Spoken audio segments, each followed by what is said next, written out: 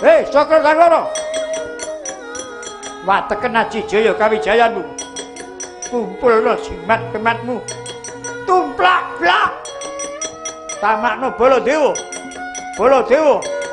Ora tedeng aling-aling. Ayo. Mantramu tamakno. Aku ambil dan pilih.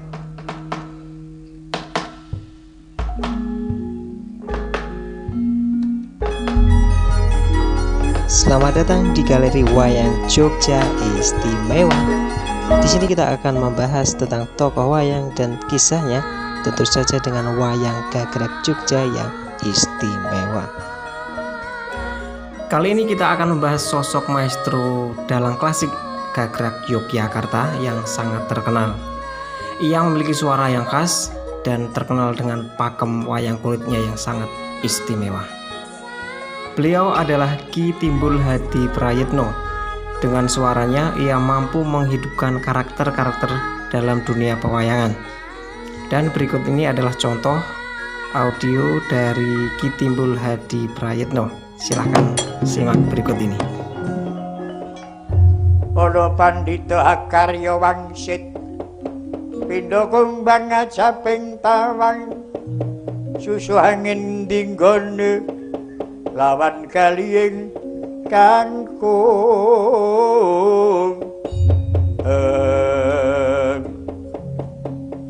Kowe sapa? Aku Semar kowe. Pegawan Wisakarma. Ndi Pandhawa? Silak sirnake. Ora sah Pandhawa iki wae pengayomane Pandhawa. Lho. Kowe wani karo aku? Lho. Wis kok ngene iki dienggo wani apa urung? Ki Timbul Hadi Prayitno lahir di Purworejo, Jawa Tengah pada tahun 1932. Ia dianggap sebagai salah satu dalang terbaik di Indonesia, sehingga ia menjadi dalang favorit Presiden Soeharto dan Presiden Abdurrahman Wahid.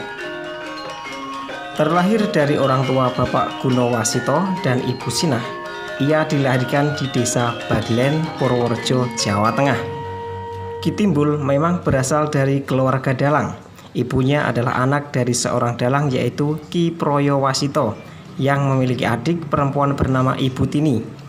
Ibu Tini sendiri adalah ibu dari dalang kondang asal Kulon Progo yaitu Ki Hadi Sugito.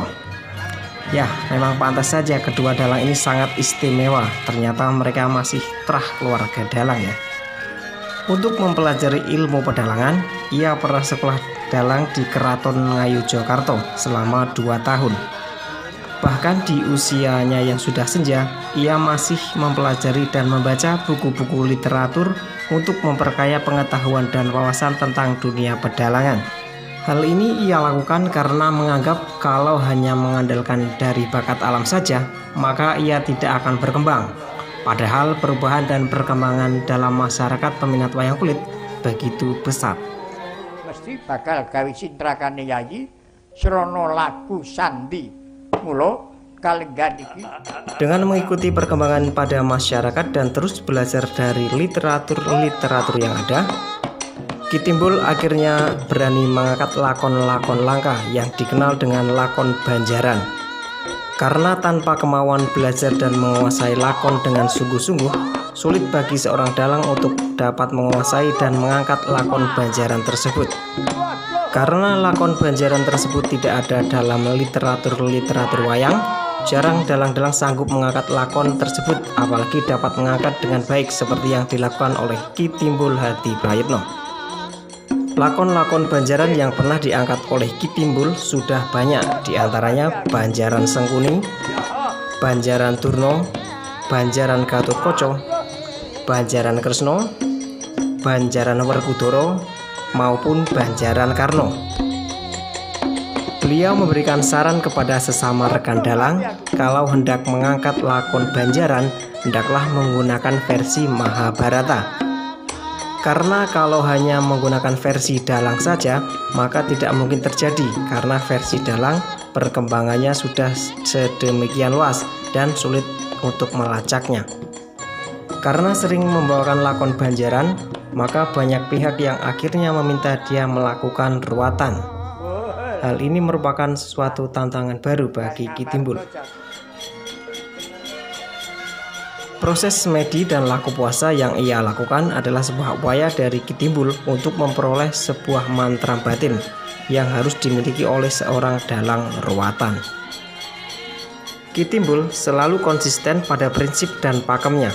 Sebagai contoh, ketika ia mendapat kontrak rekaman dalam bentuk kaset, ia tetap berpakaian Jawa komplit dengan kerisnya dan lengkap dengan belencong yang menyinari kelir.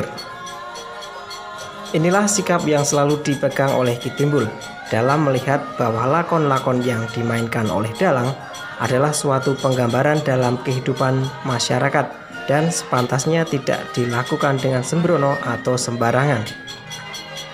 Namun Ki Timbul juga pernah membawakan lakon-lakon carangan. Akhirnya Ki Timbul dikenal sebagai dalang wayang kulit yang sanggup menggelarkan lakon-lakon serius dengan bagus, tetapi tidak menolak menggelarkan lakon-lakon carangan. Dan dia juga terkenal sebagai dalang ruwatan yang langsung berhubungan dengan keselamatan anggota masyarakat Jawa melalui medium wayang kulit. Pada hari Selasa 10 Mei 2011 ia tutup usia dan dimakamkan di Patalan Jetis, Bantul. Ia adalah seorang dalang klasik terfavorit yang menetapi dharma dan setia pada pakem wayang kulit Gagrag Yogyakarta. Dan berikut ini adalah beberapa lakon atau cerita yang pernah beliau tampilkan, seperti lakon Abimanyu gugur, Durna gugur, Suyudana gugur, Romonitis, Gatotkaca krama, Gatotkaca gugur, Kumbakarna gugur, dan masih banyak lagi. Demikianlah sedikit pembahasan tentang Ki Timbul Hadiprayitno, seorang dalang asli Gagrag Yogyakarta yang terkenal dengan pakemnya. Jika Anda menyukai video kali ini, silahkan klik tombol like, dan jika Anda yang belum subscribe, silahkan subscribe dulu ya.